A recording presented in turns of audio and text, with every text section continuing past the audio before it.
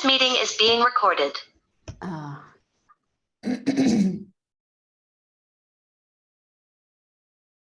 So yesterday, we covered the chapter titled Purushottama Yoga, and the chapter begins with Lord Krishna using the analogy and the metaphor of a banyan tree. The Harish Prabhu, if you can be on mute, because I can hear echo. So Krishna is using the metaphor of a banyan tree. He talks about how the leaves are the Vedas, how the twigs are the sense objects. What he does not specifically call out is, the fruits. But Krishna certainly alludes to the fruits on the tree. What are these fruits? Dharma, Artha, Kama, and Moksha. Because if you study the Vedic scriptures, these are the 4 topics of the Vedic scriptures. Dharma, which is practicing some amount of spirituality, which is primarily taught in Gurukuls. And then as you get older, because you've been nicely trained up on Vedic scriptures, if you want to become a grihastha, then you get married. But once you take on a family, it means you have to support them financially. So this is artha. So you take up a livelihood in line with the scriptures. So this is the artha part of it. Artha means economy, the economics of making a living. So after being nicely trained up in the Vedic scriptures in Gurukul, and if you choose not to be or remain a brahmachari, then the Guru has nicely trained you up so you can take up grihastha life, married life. And married life gives you the authorization for the husband to earn a living, because without earning a living, how are you going to take care of your family?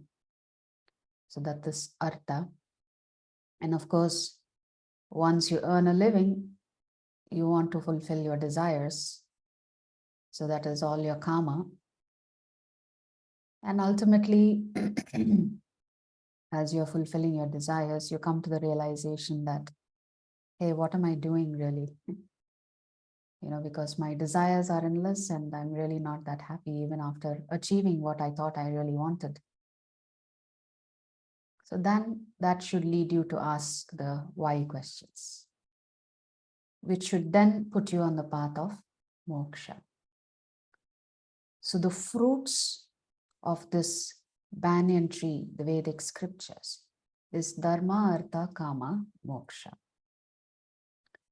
But in the process of this pursuit, we construct a very complicated, intricate tree that is deep-rooted, so deep-rooted that we don't even think about moksha anymore. We stop at kama, because kama kind of embroils us in so many activities, in so many ups and downs. And every time you hit a down, you're trying to fix it. Every time you are successful, you think you did something, that's why you're successful. Therefore, you convince yourself, when things go wrong, then I have to do my utmost bit to fix the problem. But in the process, you've not asked the deeper why question, which is, why are problems coming my way in the first place? Why is it that I'm not able to understand these problems? So what is actually nourishing this banyan tree? It's the gunas.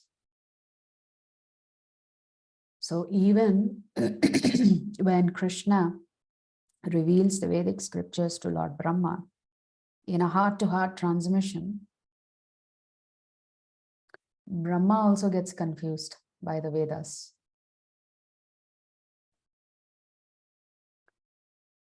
He thinks first it's all about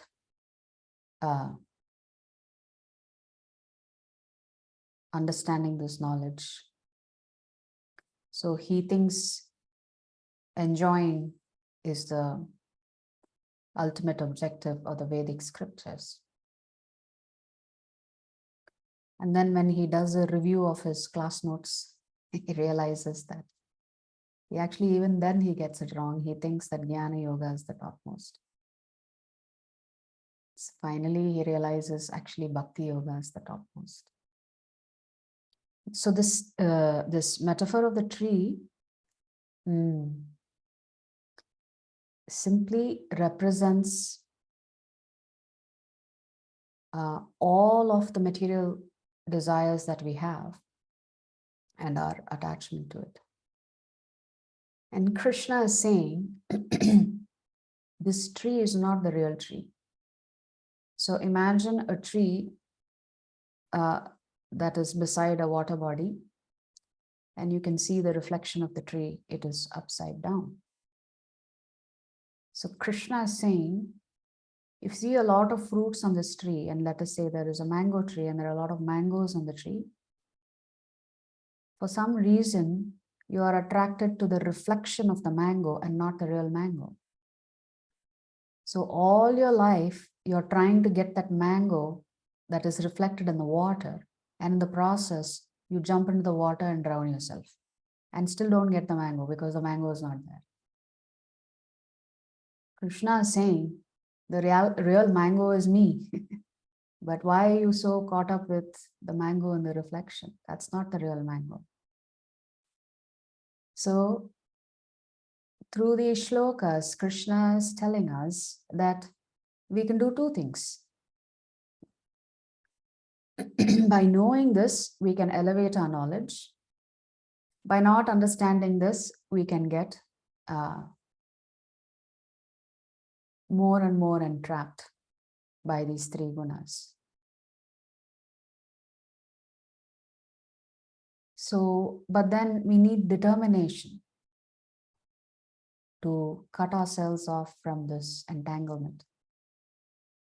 And how do we get this determination? With a little bit of faith.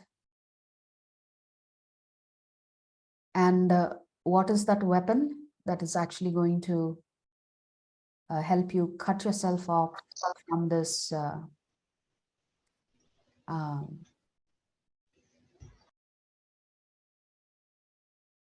this materialism that you're deeply engrossed with? It's knowledge of the scriptures, knowledge of that it begins with understanding that you are not this body. So Krishna is also saying that this tree is imperishable. The reflection of the tree is imperishable. That's how powerful Prakriti is. Even though Prakriti also is created, maintained, and annihilated, it has such power over you. So it's not easy. So Krishna says, but the weapon that we need to develop is the weapon of detachment through knowledge. So what is the qualification that is required for us to become detached? So in the Vedic scriptures, there are two paths that are described. Margas. One is called the Pravritti Marg, the other one is called the Nivritti Marg. Pravritti Marg is trying to satisfy your desires. Nivritti Marg is trying to satisfy Krishna. So these are the only two paths that we can choose from. Satisfy ourselves or satisfy Krishna. So Krishna is saying, there are actually two ways you can look at it, which we were discussing after the class yesterday, which is what are the things that are favorable for Krishna consciousness, we should adopt. Whatever is not favorable or unfavorable for you to practice Krishna consciousness, you have to reject. So the Sanskrit terminology is Vinivritta Kama and Artha Pravritti.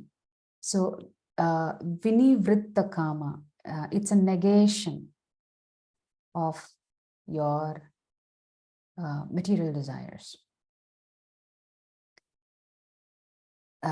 So those are the do nots. There is a positive element to it, which is Artha Pravritti, which is focused on the positive inclinations. Our positive inclination is that we have a natural attraction and relationship with the Supreme Lord, and we need to focus our attention on that.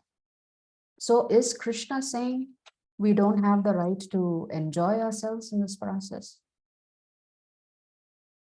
That's not what he's saying. And Prabhupada uses this analogy of the stomach. What gives this body nourishment is when we supply food to the stomach. But all the other parts of the body have to work hard to get that food. But ultimately, the food is actually enjoyed by the stomach. Your hands may chop the vegetables, but your hand is not enjoying the food. Your eyes and your nose is smelling the food as it is being prepared. But generally, your eyes and nose is not the one that is actually enjoying the food. Your mouth momentarily enjoys the taste of the food. But the real enjoyer is the stomach. And if you supply food to the stomach, then the rest of the body is automatically nourished. So similarly, if we focus on our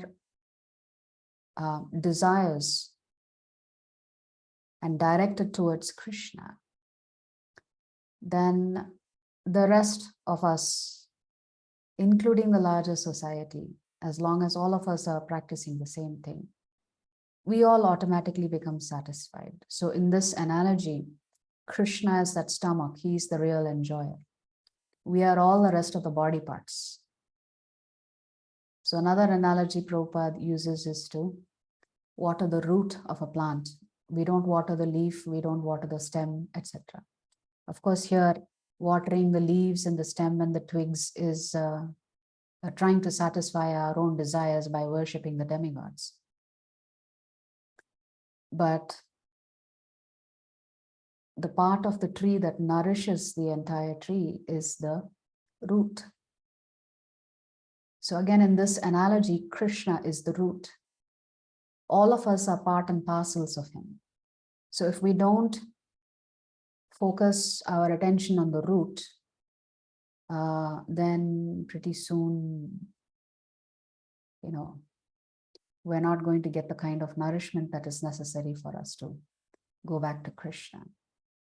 So it is not that Krishna is saying, don't enjoy yourself.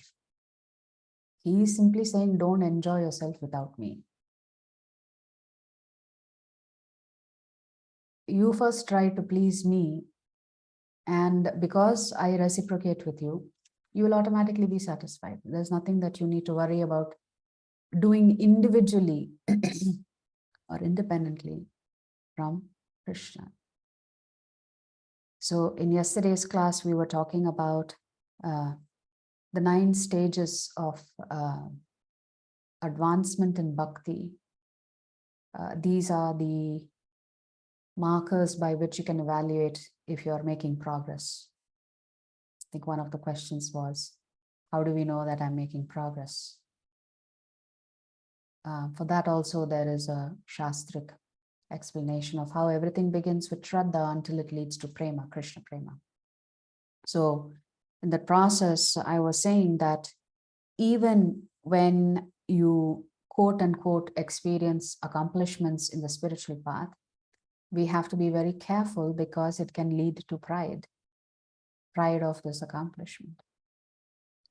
So there is this great soul by the name Lala Babu. He used to live in Vrindavan, a very wealthy businessman and merchant, but who also happened to be a wonderful devotee of Krishna. He also happened to have a friend and competitor in business who was also equally wealthy and also a devotee of Krishna. So at some point in time, Lala Babu decides to give up everything so that he can pursue Krishna consciousness 100% of his time. And he does this, and he's identified a spiritual master that he wants to take initiation from. And he approaches this spiritual master by the name Krishnadas and asks him for Diksha. And each time he approached the spiritual master, the Guru refused to give him Diksha. And he couldn't understand why. He could not understand why. So being rejected by his Guru again and again and again, he decides, well, what can I do now? You know, does that mean I have to give up the spiritual path? Because how can I make progress without Guru in life? So he happens to see his wealthy businessman friend giving charity, and he knows that his friend gives charity every day to the poor. So he decides to stand in line to take charity from his friend. And when he reaches his friend asks him, what are you doing standing in the line? You have everything that you need. What are you begging for? And he asks his friend, you know, I want Krishna Prema. You seem to have Krishna Prema. Even though you are very wealthy, very successful businessman. Can you tell me what is the secret? And his friend tells him, I don't have the answers that you're looking for. So feeling disappointed, he leaves because he thought he would get the answer from his friend, but he did not get the answer. So when he leaves dejected, he sees his spiritual master standing before him. And his spiritual master says, I'm now ready to give you Diksha. So sometimes the spiritual master will not give you Diksha if they feel that you are not sufficiently humble. So his spiritual master knew that internally, Lala Babu's mood was that, look at me. I'm a great wealthy businessman. I've given everything up to practice Krishna consciousness. So although he had not expressed it, that was his mood internally. And because I've made such a significant sacrifice, you know, I should get what I want because after all, I've given up everything. So this is not the equation that we should be thinking about, that I have given up everything and now Krishna better respond to the fact that I've given up everything. So that is also false pride, that you have given up everything just so that you can practice Krishna consciousness. So sometimes you get the message from Guru to check your false pride. So anyway, in this analogy of the tree, in the banyan tree, we have two options. We can elevate our consciousness or we can degrade. If we degrade, Krishna says, what are the consequences and results? If we elevate ourselves, Krishna tells us what is the outcome for that. So, and in this process, Krishna says that I give you remembrance, knowledge, and forgetfulness. All of this comes from me. So remembrance in the life of a devotee. For a neophyte devotee,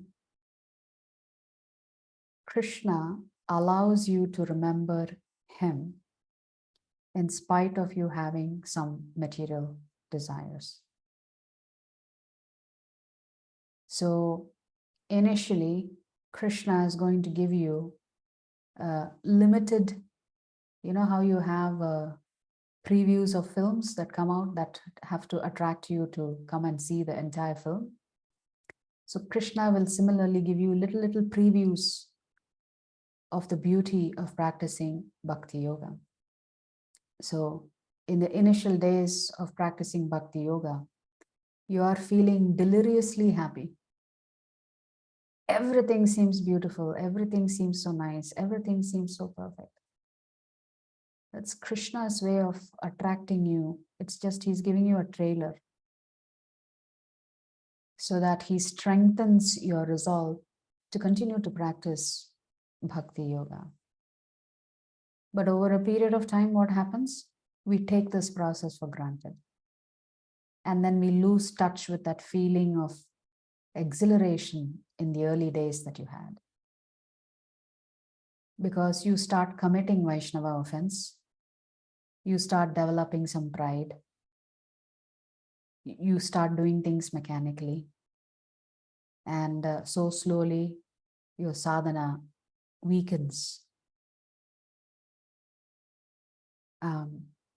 But then Krishna as the Chaitya Guru. Chaitya Guru means as Paramatma, he's residing within your heart. He's always telling you if you're going down the wrong direction. But if you are a determined sadhaka, Krishna will not allow you to forget him. So much so, if you have such great faith and such great determination in Krishna, even if you forget him at the time of death, Krishna will remember you at the time of death.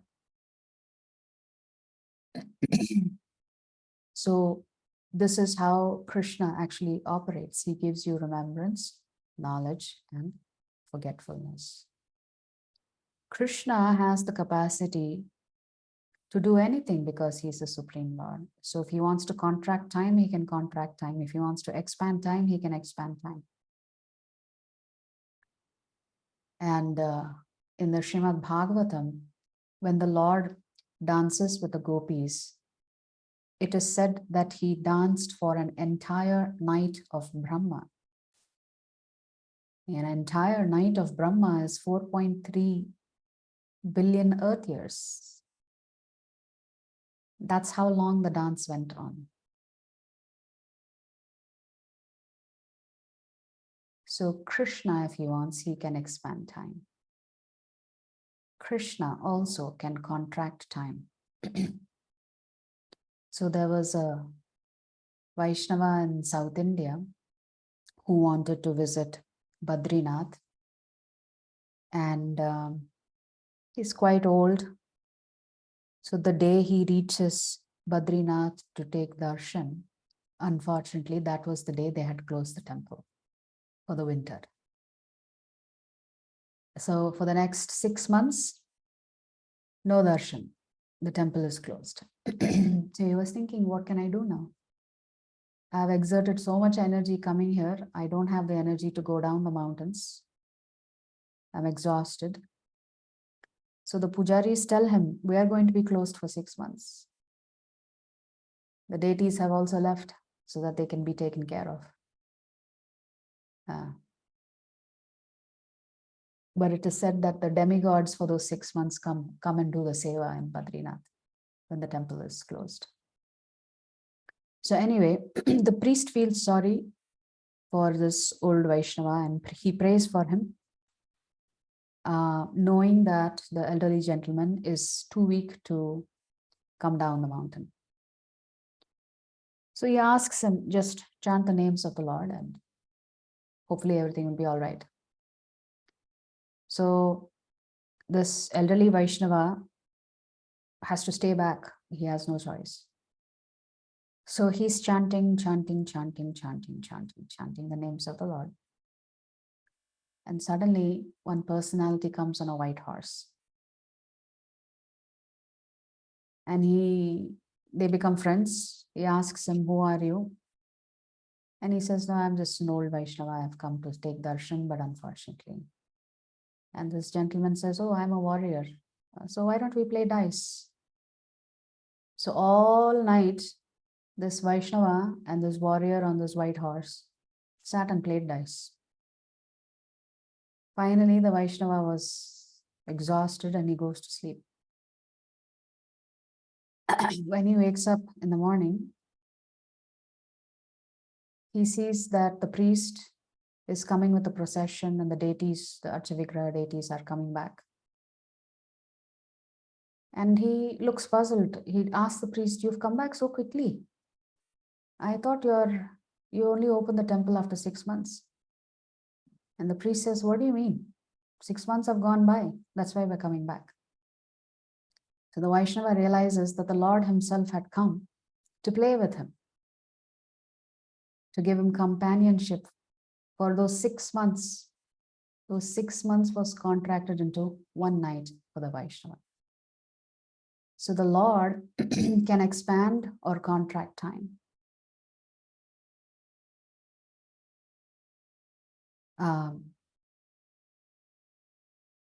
So through these shlokas in the 15th chapter, what is Krishna saying? Krishna is saying, I do everything, including the digestion of your food, including the supply of sunlight and moonlight. And Chaitanya Charan Prabhu, in one of his classes, made a very nice statement. He said, Krishna is telling us that he does everything for us, even when we are doing nothing for him.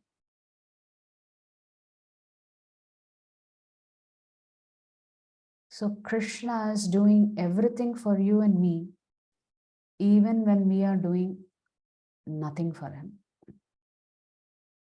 That's how much love he has for you and me. So much so that Krishna even takes care of the atheists who reject him, of those people who say there is no God. Even for them, he's helping them with their digestion. He's supplying them with food. So just because you reject him, Krishna does not care less for you. All he is asking you to do in this particular chapter is to turn towards him, to remember him. So Krishna is saying, all the guidance that you need is there in the Vedic scriptures. And that's when we come to the 3 shlokas called the Trishloki Gita, where the Lord begins by saying, there are 2 types of Jivatmas, Kshara and Akshara. Kshara is fallible, Akshara is infallible. There are Nitya Baddhas and Nitya Siddhas. And then in the next shloka, Krishna talks about himself in the third person. He doesn't use the word I in Shloka 17. Actually, let's look at those shlokas. So I will explain this. So in 16, Krishna has talked about there are two classes of beings, the fallible and the infallible. In the material world, every living entity is fallible. And in the spiritual world, every living entity is called infallible. And in the 17th shloka, Krishna is saying, besides these two, there is the greatest living personality, the supreme soul, the imperishable Lord himself, who has entered the three worlds and is maintaining them. Krishna has not used the word I here, because it is not Krishna himself who is maintaining the three worlds. Who is maintaining the three worlds? The Purusha avatars. The Purusha avatars are the three Vishnus. So you see, Krishna is not using the word I in Shloka 17. He's saying, besides these two, there is the greatest living personality, the supreme soul, the imperishable Lord himself, who has entered the three worlds and is maintaining them. So who's maintaining the material cosmos? The three Vishnus. And the three Vishnus are considered to be the Purusha avatars of Lord Krishna. They are a plenary expansion of the Supreme Lord. But in the 18th shloka, Krishna uses the word I, because I am transcendental, beyond both the fallible and the infallible, and because I am the greatest. I am celebrated both in the world and in the Vedas as that supreme person. So you see, in Shloka 17, Krishna is referencing to his Purusha avatars, the Vishnus. Shloka 18, Krishna is referencing himself. So the object of the Vedic scriptures is to understand who Lord Krishna is. He is the ultimate destination. So the role of the Vishnus is to take care and maintain, is to create, maintain, and destroy the material cosmos. So Krishna is not personally involved in creation, maintenance, and destruction of the material world. That activity is done by the Purusha avatars.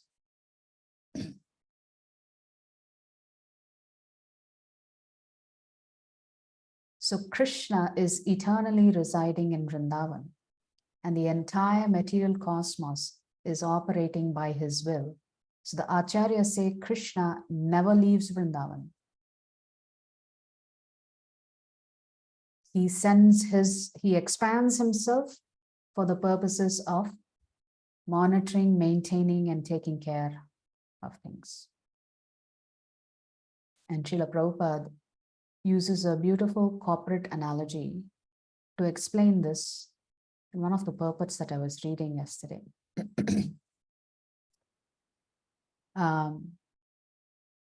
So let us say there is a corporation, and generally the head of a company is a CEO. The CEO has many departments under him and many department heads under him. The CEO is responsible for overseeing the entire operations of the company.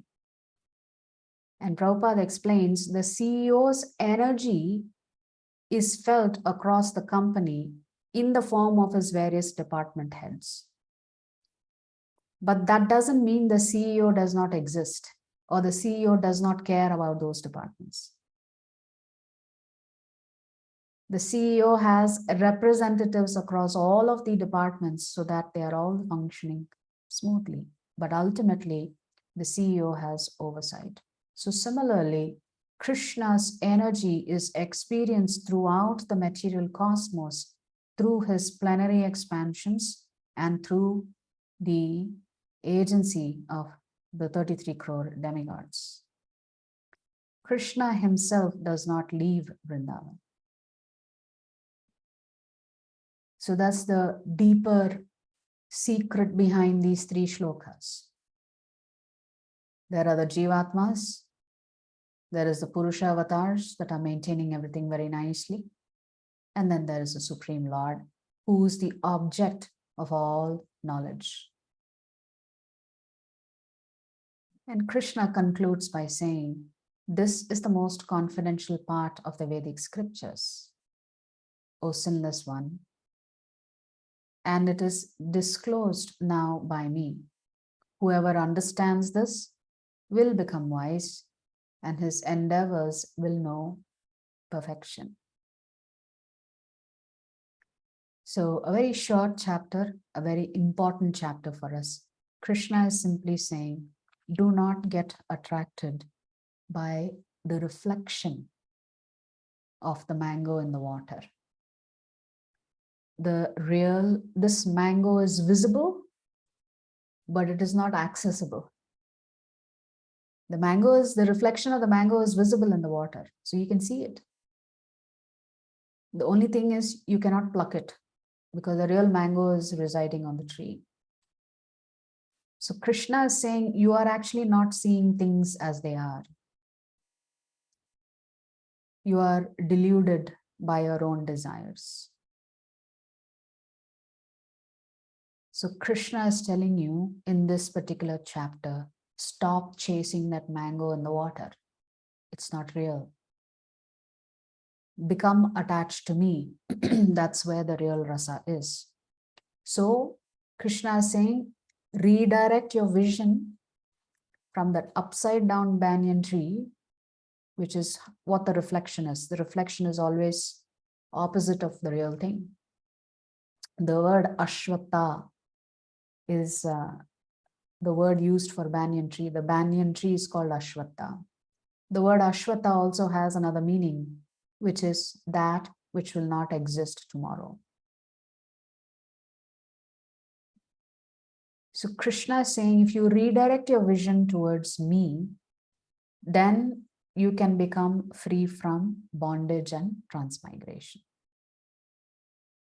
Because if you become captivated by the reflection of the mango and you start chasing that mango, ultimately you will drown trying to get it. And the soul is not really going to enjoy that process.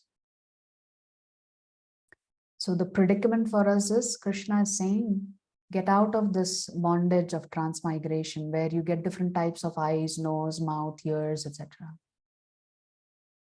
So break free of the cycle of birth, death, old age, and disease. So Krishna is saying, come back home. Don't be attached to this hotel because you have to check out one day. That one day is death. And then another body. And you go through the cycle again and again. So that is the essence of this Purushottama Yoga, which is chapter 15.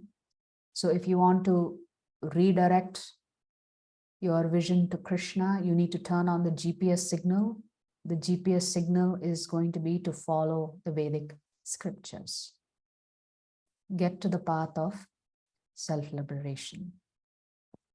So the single word summary for yesterday was GPS. GPS is the Vedic scriptures. So today's chapter is chapter 16. Chapter 16 is titled Daiva Ashura Sampad Yoga. Daiva Ashura. So Daiva means divine. Ashura means an atheist. Devas are those who worship Krishna. Ashuras are those who reject Krishna. So they're considered to be atheists. Shura and Ashura. So all of the children of Aditi are known as Devatas. All of the children of Ditis are all Asuras, they are all atheists. So two such atheists that we know who are children of Diti is Hiranyaksha and Hiranyakashipu. So one of the wives produces children who are attached to Krishna. The other wife produces children that are Ashuric or atheists. So Krishna is telling us in this chapter, you are residing in this material universe. You are in this prison cell. There are a lot of others in this prison cell. So two things we need to be careful about. Who do we become friends with in this prison cell?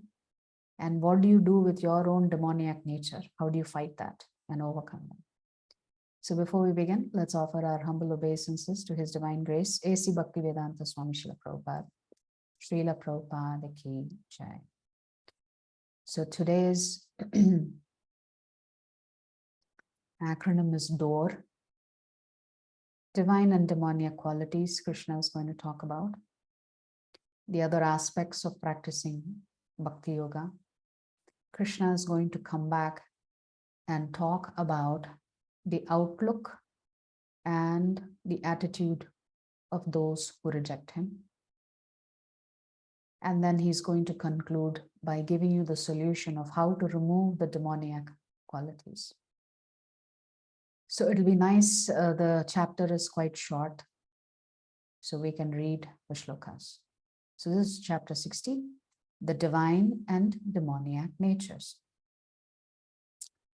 The Supreme Personality of Godhead said, fearlessness, purification of one's existence, cultivation of spiritual knowledge, charity, self-control, performance of sacrifice, study of the Vedas, austerity, simplicity, non-violence, truthfulness, freedom from anger, renunciation, tranquility, aversion to fault-finding, compassion for all living entities, freedom from covetousness. Covetousness means feeling ownership, gentleness, modesty, steady determination, vigor, forgiveness, fortitude, cleanliness, and freedom from envy and from the passion for honor. These transcendental qualities, O son of Bharata, belong to godly men endowed with divine nature.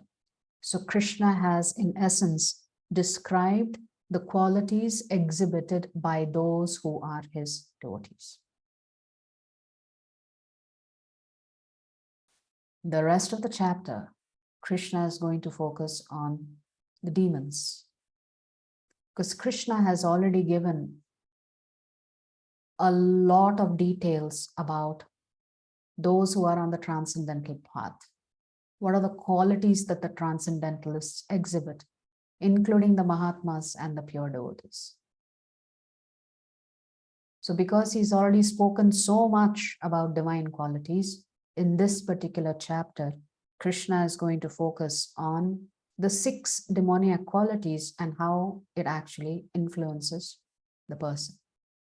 So in the next shloka, Krishna is talking about the 6 qualities of demons: pride, arrogance, conceit, anger, harshness, and ignorance. These qualities belong to those of demoniac nature, O son of Pritha. The transcendental qualities are conducive to liberation, whereas the demoniac qualities make for bondage.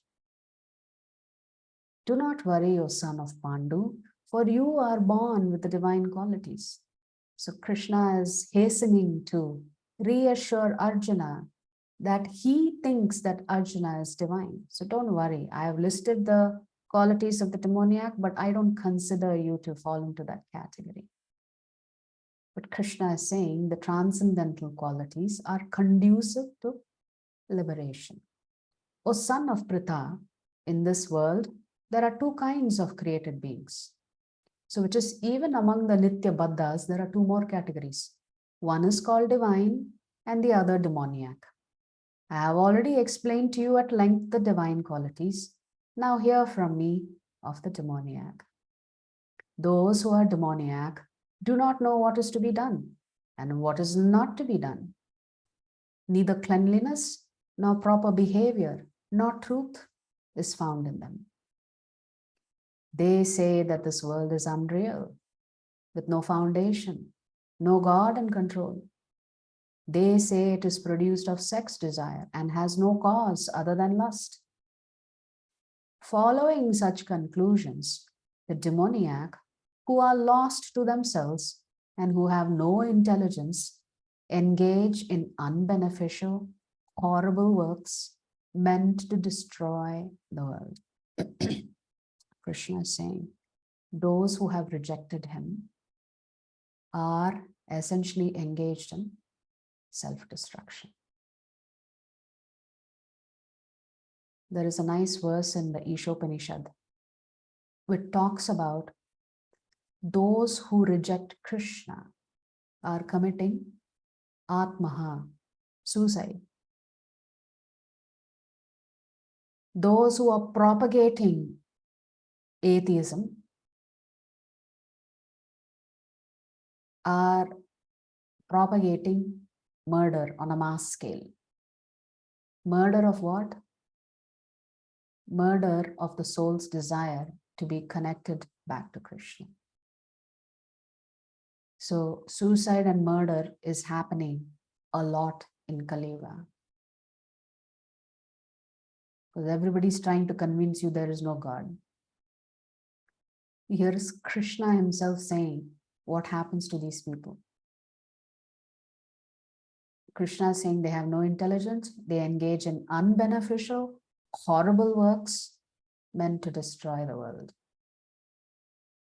Taking shelter of insatiable lust and absorbed in the conceit of pride and false prestige.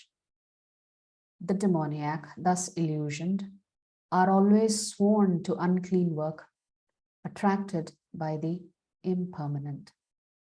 They believe that to gratify the senses is the prime necessity of human civilization.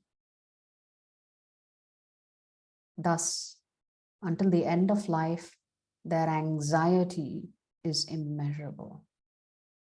Because they're always chasing desires, Krishna says they're always living a life of anxiety. And Krishna is saying, until the end of life, they have no peace. And their anxiety is immeasurable, Krishna is saying. Bound by a network of hundreds of thousands of desires and absorbed in lust and anger, they secure money by illegal means for sense gratification.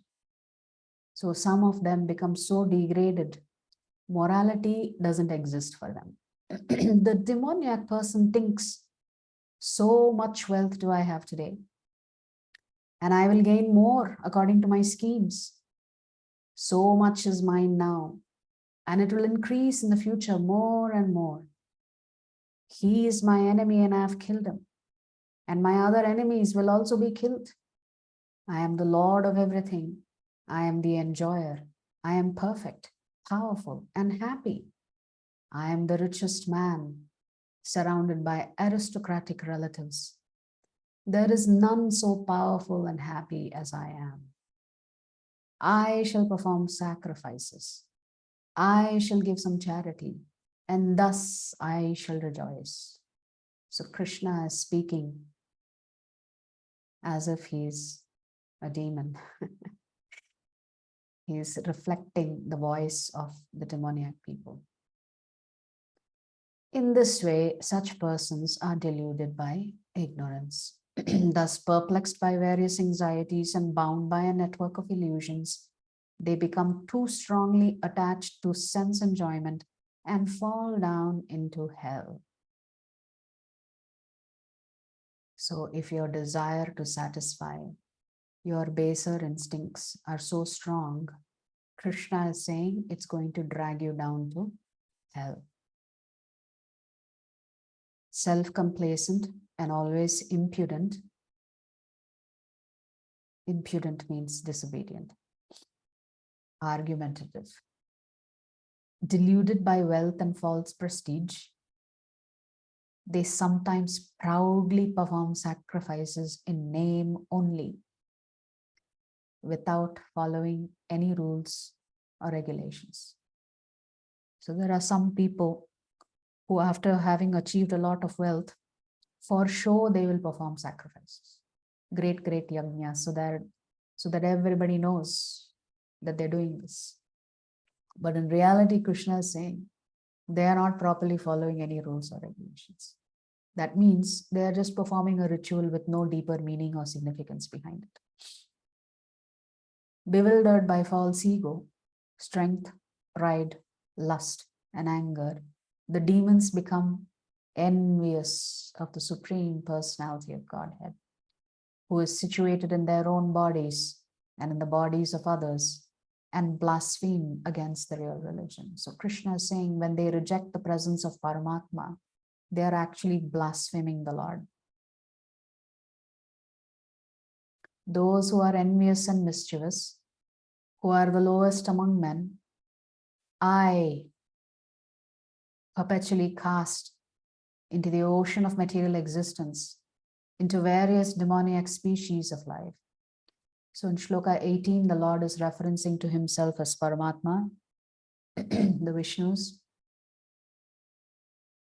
In Shloka 19, Krishna is referencing to himself because he's the ultimate decision maker. He's the CEO. Those who are envious and mischievous, who are the lowest among men, I perpetually cast into the ocean of material existence, into various demoniac species of life. Attaining repeated birth amongst the species of demoniac life, O son of Kunti, such persons can never approach me.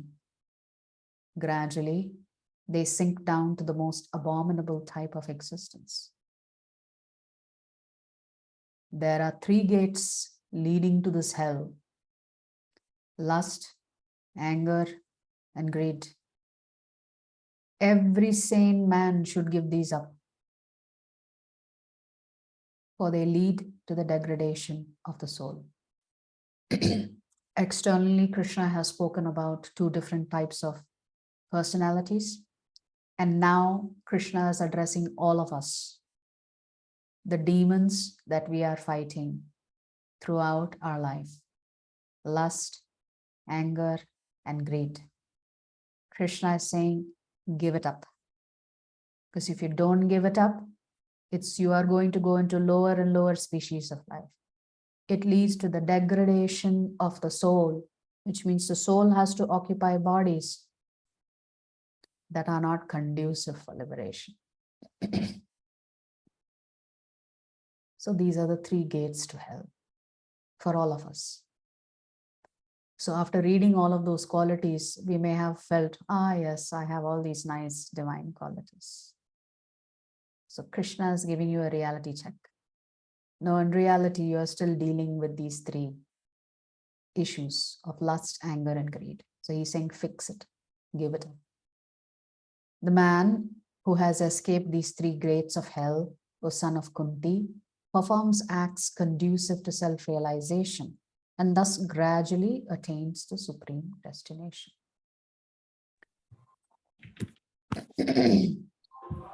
What is it that you have to do? You have to practice. So without practicing, without some sadhana, how are you going to escape these 3 gates of hell? It's not possible. So Krishna is saying to escape the 3 gates of hell, you have to perform some acts that put you on the path of self-realization. And gradually, you will come to that stage of anartha nivriti, which will then lead to Nishta, which is firm faith. And gradually you'll make progress on this path of transcendental goal of achieving Krishna.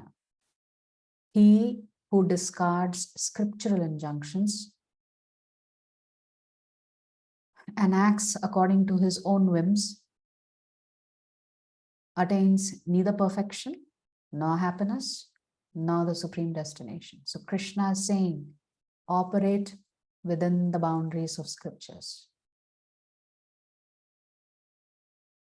Make sure these are your boundaries. Don't step outside and think you can do whatever you want. Because a lot of us, because we don't know the scriptures, a lot of desires and decisions that we make is outside the scriptures.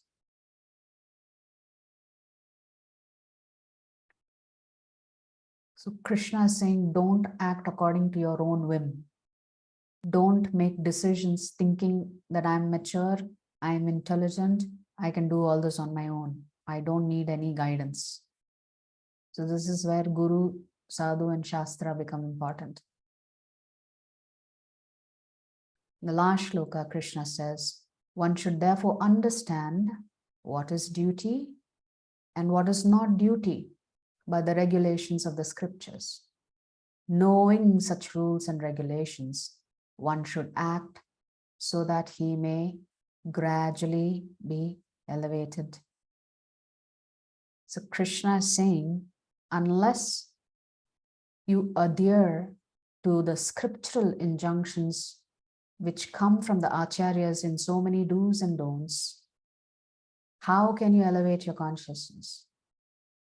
Your consciousness is going to only continue to degrade into the demoniac realm. So each of us has to fight our own demons in order to come to the path of self-realization. So this is Krishna's description of what happens if you don't watch out for your own negative tendencies. So we were talking about how all of this begins with self-discipline, which leads to self-awareness, which then leads to self-realization. So ultimately, the Bhagavad Gita is all about working on yourself and not worrying about other people's lack of character or whatever it is that we think of others. Most of our time we spend focusing on others. And as I said, we have a tendency to overemphasize their faults and overemphasize our own goodness. But Krishna, throughout the Bhagavad Gita, very gently is telling us, you really need to work on yourself first. If you can't even spend time working on yourself, you have no business spending time trying to fix others. Now, of course, as parents, we have responsibility. So we have to raise our children the right way. So even Mother Yashoda, when Krishna was stealing, she thought, wait a minute, he's acquiring qualities that's going to bring dishonor to the family name. And if I don't fix him, fix his thieving tendencies, who's going to marry him in the future? So even Mother Yashoda is concerned when the Lord is depicting his mischievous side. And so she decides, I need to take the matter into my own hands and tie him up. Of course, the Lord can do anything he wants to attract his devotees. But Mother Yashoda was thinking like that. What are you doing? Why are you behaving like this, Krishna? Krishna, of course, was doing this to attract the attention of his devotees and to give them bliss and transcendence. But Mother Yashoda was having none of it. She said, Krishna, you can't act like this. I mean, what will society think? Who will marry you in the future? Yeah, only 16,108 married Krishna in the future. But all jokes aside, on a serious note, Krishna is saying, work on yourself first. Get rid of all of your anarthas. But how can you do that? There is no magic pill to this. The solution is actually very simple. which is the ABCD formula that we talked about. So let's look at the slides now. The door to exit the demoniac qualities. So Krishna has talked about 26 divine qualities and 6 demoniac qualities. How do they develop? What is the result of these qualities? And what's an ideal solution for a peaceful society? So the divine qualities, how does it help you? It helps you make progress on a spiritual path. It helps you elevate your consciousness by helping you develop self-awareness through the process of self-discipline, sadhana practices. There is a saying, a family that prays together stays together. So if we are not all wedded to the Supreme Lord, then families tend to go, each of us tend to go in different directions. So ideally, you should have Krishna in the center. Krishna as the center of your attention and the center of your desire and the center of your satisfaction. And therefore, he becomes the center of your happiness. So the 6 demoniac qualities, Krishna says, no possibility of moksha. Ignorance, pride, arrogance and anger, harshness, and conceit. Conceited means cheating yourself, thinking you're so good. Conceit also means cheating others. How do these qualities develop? Through birth. Some of these qualities you acquire at birth. It comes as vasanas from your previous tendencies. Some of it is through what you cultivate, what you practice. Some of it comes through what you're actually taught. And therefore, your friends' circle matter a lot because your characteristics are being determined by the people that you spend time with. So, abhijatasya. So, some of these qualities you acquire at birth. Which is why in our scriptures, we have all of these samskaras, purificatory processes that are supposed to be performed throughout one's life, ending with your death when others perform this ceremony. So if you want a nice, pious child, there are instructions in the scriptures of how you can get a nice, pious child. You begin by performing Garbhadana Samskara.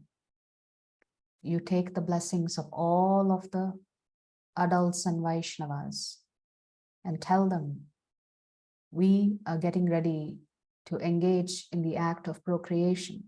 Please pray for us. Please bless us so that we may get a pious child.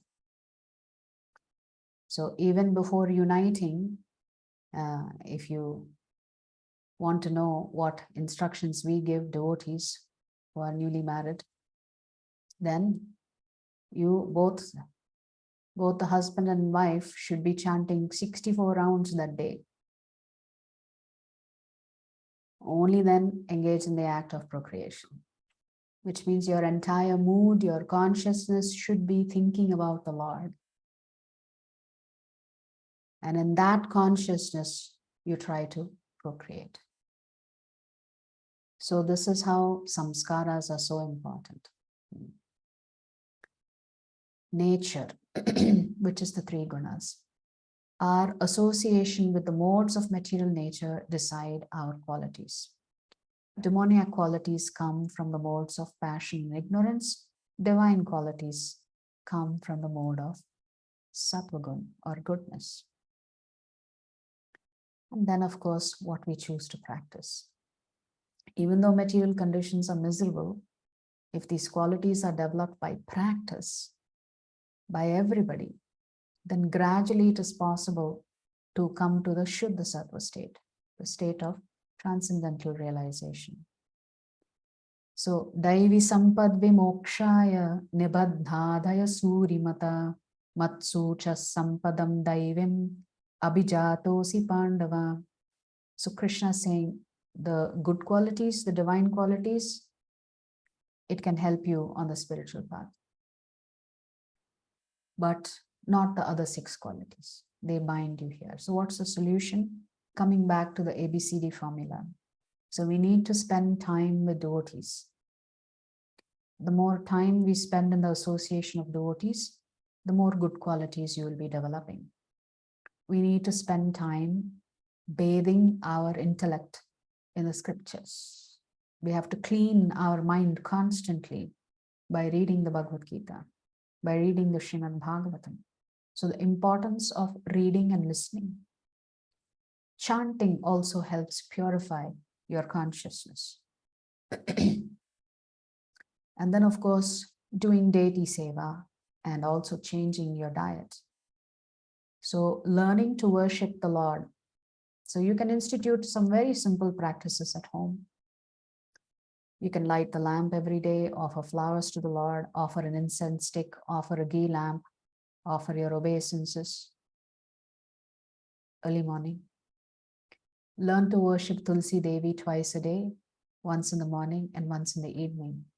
So all of this constitute deity seva.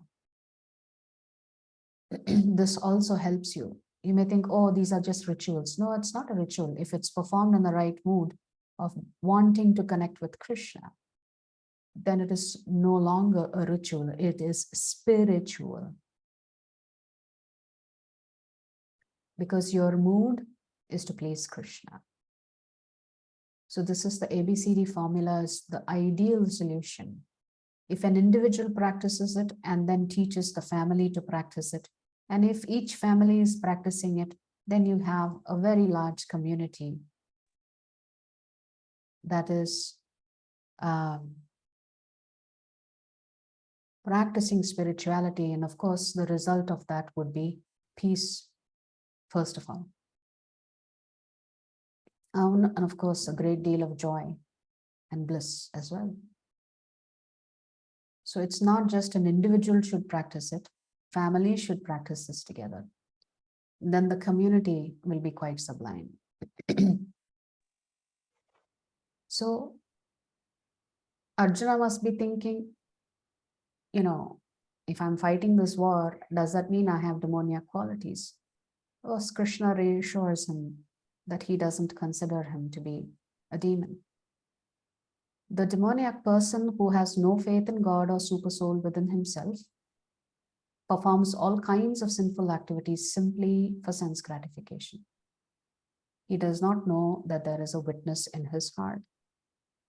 Paramatma is always there, silently watching you. So you cannot escape the consequences of your actions. So what are all the various demoniac beliefs Krishna has identified? They don't know what should be done and what should not be done. They don't follow the Shastras. Externally, they may be clean. Internally, they are not clean.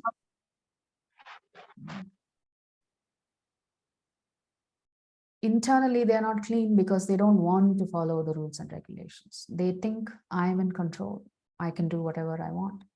And in the process, they may be engaging in improper behavior, which then results to speaking untruths and ultimately becoming highly self-centered. What is the attitude of the demoniac? Krishna is saying they only are chasing desires, unending desires. They have a never-ending desire to satisfy their lust. They think that is the primary thing and nothing else matters. And consequence of that, they develop immeasurable anxieties. They have bound themselves in the network of thousands of desires, and that just increases their lust and anger. So much so, some of them may engage in illegal means to gratify their senses. Atma sambhavita stabdha dhanamana madhanvita jajante nama yajnaiste dhambe na vidipurvakam. Dhambe, pride, self-complacent and always impudent, deluded by wealth and false prestige. They sometimes proudly perform sacrifices in name only, without following any rules or regulations. And Krishna gives this litany of issues faced by the demoniac people. They don't care for the scriptures. Some of them may even take on the saffron robe and mislead society en masse. Some of them may even preach any path can take you to Krishna, because in Sanatana Dharma, variety is the way of life. You can do anything you want and you can achieve liberation. Far from the truth. So you have to read the Bhagavad Gita to understand what Krishna is saying, how you can be liberated. The results, they are too attached, and then ultimately they fall down to hell. How do you remove these demoniac qualities? Krishna says, first of all, understand there are 3 gates to hell. They are pulling you towards lower consciousness, which is lust, anger, and greed. And Krishna is instructing us, if you are intelligent, if you think yourself as being sane, then you will do what you need to do to give this up.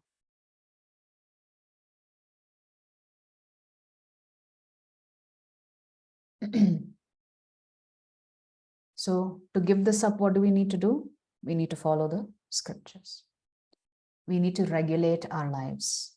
We need to regulate our habits. I know it's very difficult to wake up early in the morning, but we can't find excuses to not follow scriptures. Ideally, we should wake up early in the morning, go to bed early, all of this.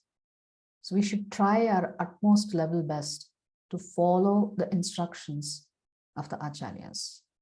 So the acharya says, wake up early in the morning. That's what we should try to do. Wake up early in the morning. If we think I can do whatever I want and still practice some spirituality, that's not going to yield the results that you're looking for. So we all have a choice. We can either reject the scriptures and act on our own whim, end up being miserable and go to hell, or we can accept the scriptures, escape the gates of hell, and be on the path of self-realization. So this is the essence of this particular chapter. So this particular chapter, the single word summary is inmates. The inmates that are living with you all the time. Your own divine qualities that surfaces sometimes, and your demoniac qualities that also surfaces sometimes. So here we need to understand that in the previous ages, this divine and demoniac qualities worked differently, in the sense that the divine were in a particular set of planets and the demoniac was separated on different planets. So in Satyuga, the people with divine qualities were on certain planetary systems, and the people with demoniac qualities were on a completely different planet. So there was no chance of that frequent intermingling. In Treta Yuga, the divine and demoniac came to inhabit the same planet, but in different families. In Dwapara Yuga, the divine and demoniac came into the same family. And in Kali Yuga, this divine and demoniac is inhabiting one person.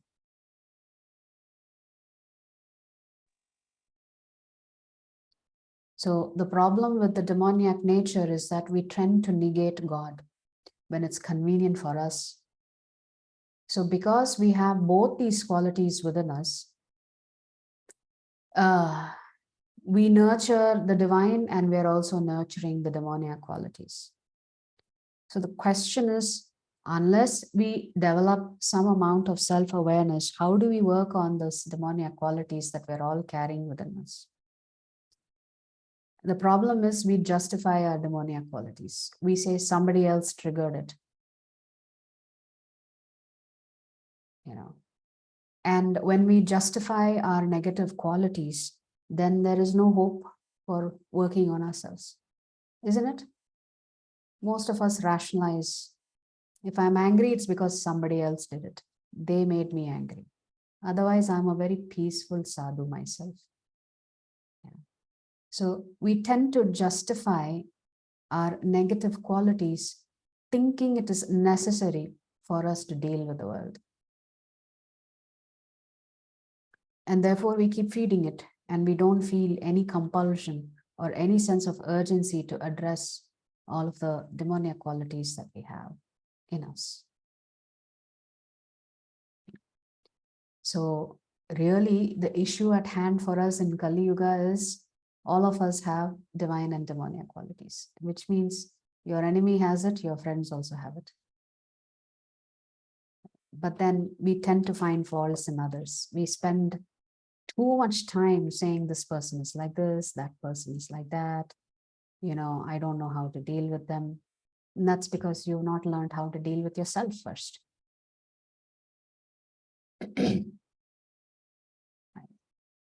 So we'll stop here for the day. Vancha kalpadarupyascha kripasindubhya evacha patitanam pavanebhyo vaishnavebhyo namo namaha. Ananta koti vaishnava vrindiki jai. Jagat Guru Srila Prabhupada ki jai. Srila Gurudeva ki